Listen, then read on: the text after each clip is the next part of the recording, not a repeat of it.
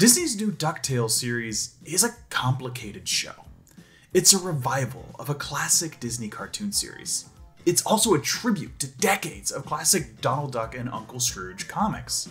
On top of that, it's a celebration of all the iconic cartoons and characters from the 1990s Disney afternoon programming block of TV animation. And if that wasn't all enough, it's also its own thing. A show with its own unique take on these beloved characters, with tons of new characters, stories, and ideas along the way. That's a lot of things for one show to be, but somehow, for 2 seasons, DuckTales has pulled it off, giving us standalone stories that grow individual characters episode by episode, each wrapped up in their own standalone adventures that also drive along a big, larger stakes story that lasts the whole season. And so far, those stories have been great. Season 1 introduced us to the Duck family as we'd never seen them, endearing us to new versions of Scrooge, Huey, Dewey, Louie, Webby, Donald, Beakley, Launchpad, and more, all the while letting us explore that new world through Dewey's eyes as he searched to uncover the mystery behind his missing mother. In Season 2, we get to meet that mother, Della Duck, and follow her on her journey back to the Earth. And then we see the world through another triplet's eyes, Louie's eyes, as that middle child struggles to find his place in the world. Now, DuckTales is starting a 3rd season, and for the first time, it's going to let us see the entire new Duck family all together for the first time. And there's just one triplet left for us to see the world with.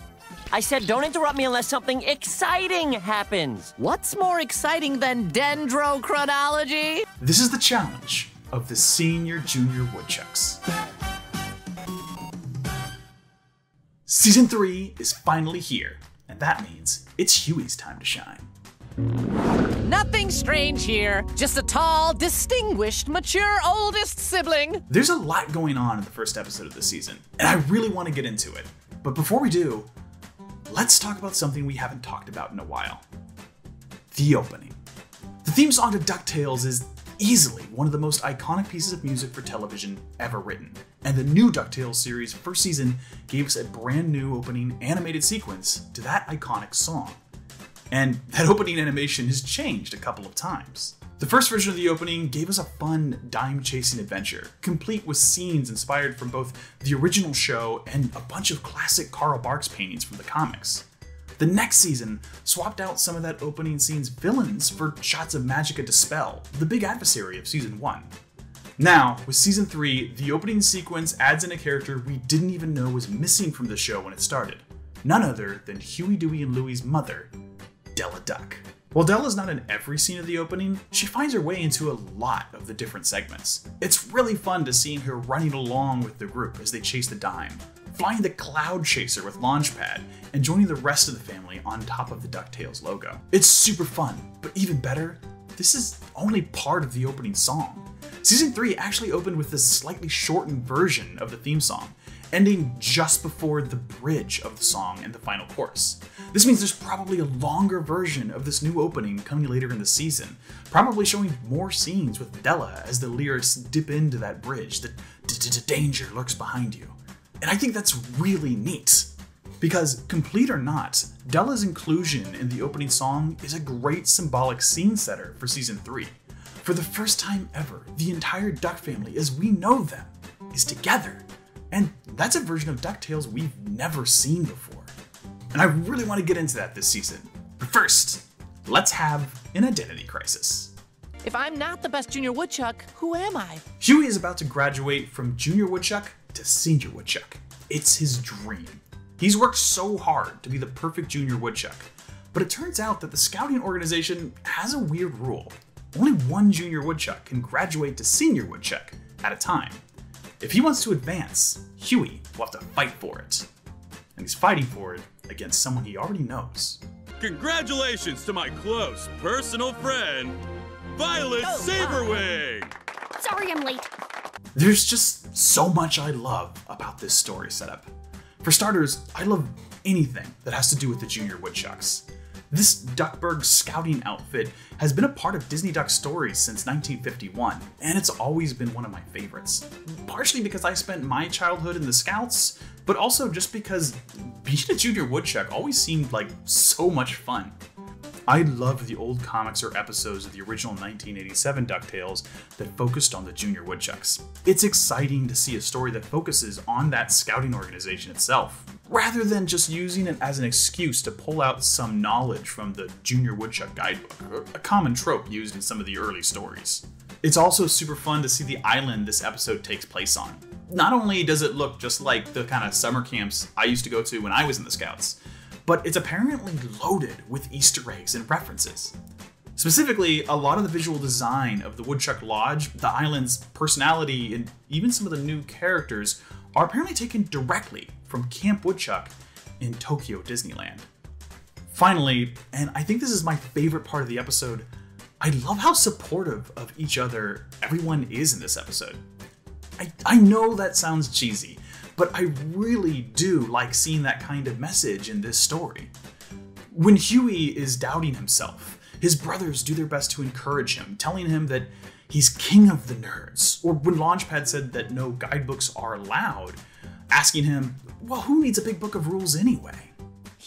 Huey needs a book of rules! And it's not just the brothers being supportive of each other either, it's also Lena. Lena is extremely supportive of Violet and cheering her on in every chance she's got, encouraging her to be even more competitive. I was born ready. If you are as prepared as a helpless baby, then I will beat you easily. Apologies. Lena told me that friendly smack talk is expected in competitions such as these. Call him a clown! Clown! Normally I wouldn't dwell on something like this so much, but it really stuck with me, specifically because of how this show of support didn't feel forced. I'm not sure why, but that surprised me. This didn't feel like the show was just making a point of saying, this is to be a good example to kids, you should be supportive of each other. But it felt earned and natural for the characters. And for Lena, it almost felt like a little hint of character growth that we hadn't seen yet. In fact, it hints at something that some fans know about Lena, but hasn't specifically been shown yet in the actual show. The DuckTales creators have said previously that after Lena came back from the Shadow Realm in Season 2, she actually wound up living with Violet's family, which adds a little bit of extra weight to how Lena encourages Violet. Woo! That's my sister from a couple misters. Thank you. In addition to this being a call out to Violet's two dads, I really like how this line signifies Lena as part of Violet's family. After everything she's been through, it's fun and satisfying to see her excited for a new sibling in this way. And I bet you thought I was going to talk about the actual story of this episode, didn't you? Okay. As for that, Huey and Violet race off to see who can reach the peak of Woodchuck Island first, to see who gets there first and gets the rank.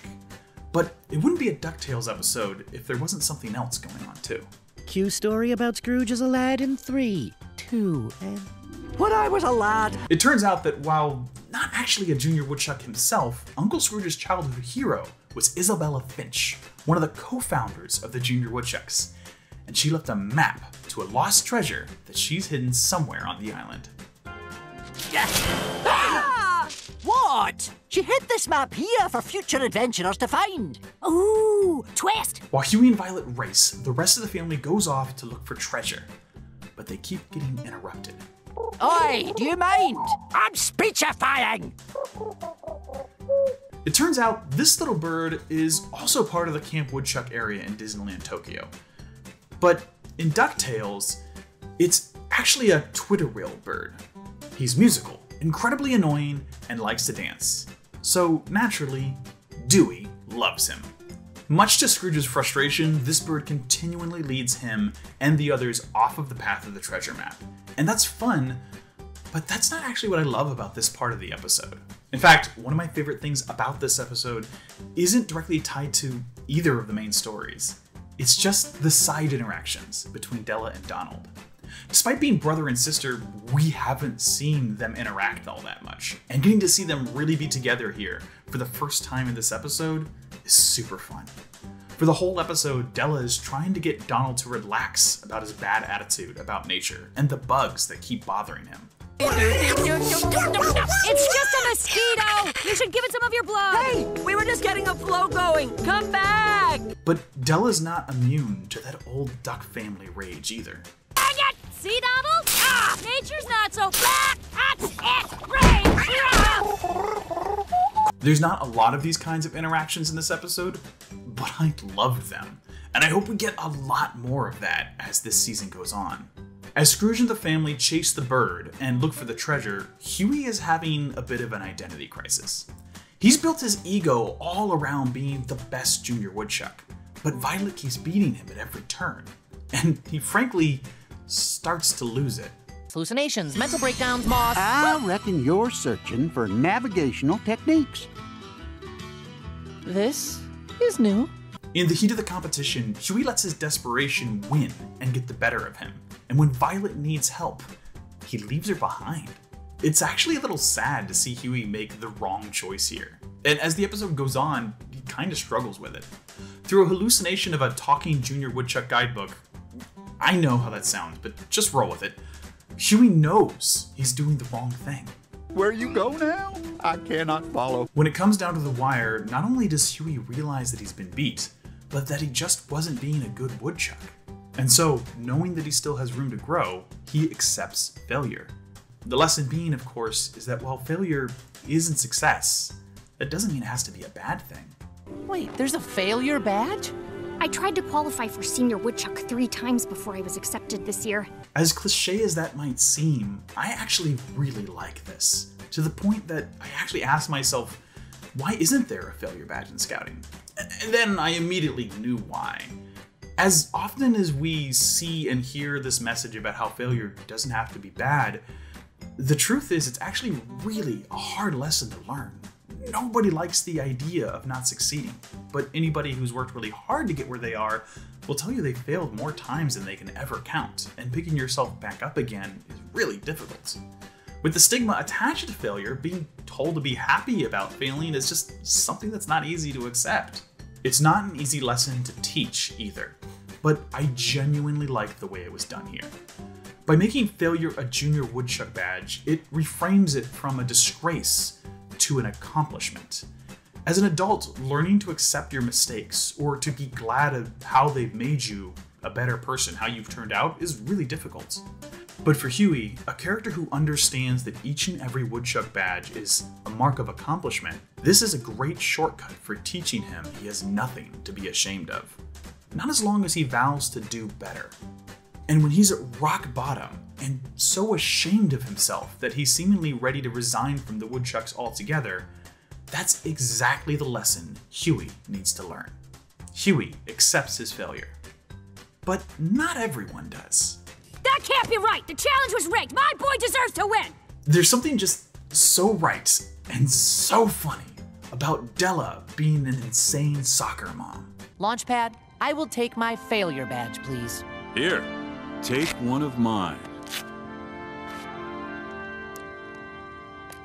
I really hate to skip over Scrooge's adventures in this episode.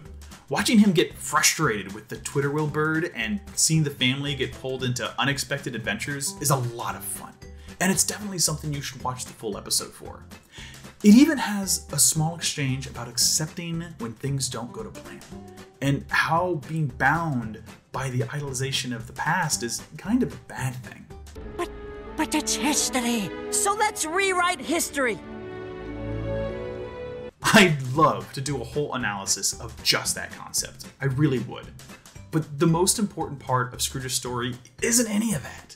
It's just the end of his adventure. It's the treasure he finds. The Lost Diary of Isabella Finch. It's a book with all of her adventures and all of the mysteries she couldn't quite solve herself. This could help us find the greatest lost mysteries of all time! It's a great setup for a whole season of potentially wild, exciting, and possibly globe-trotting adventures.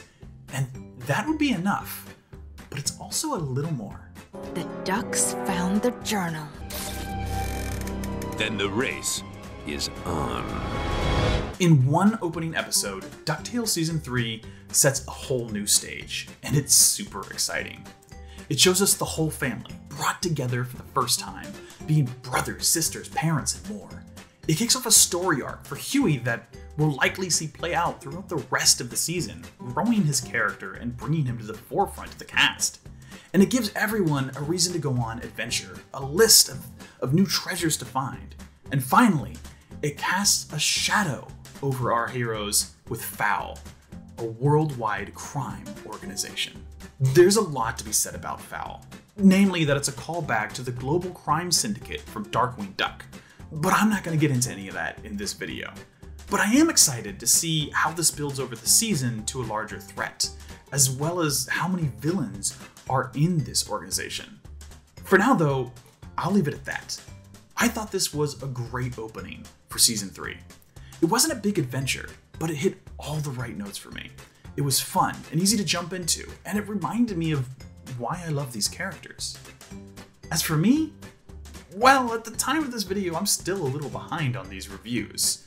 I really wanted to keep up with this season and have videos for each episode within a week of their original air date. But with the double premiere, I just couldn't get it done in time. Launchpad, I'll take my failure badge now. Take one of mine. That's it for this review though. As always, thank you so much for watching. If you want to see more, do all those standard YouTube things, like and subscribe and all that jazz. I hear it helps. What was your favorite part of the episode? Let me know in the comment section below and hit that bell icon to be notified of new uploads. That's supposed to help too. I don't know, YouTube's weird. Until then, take it easy, Internet.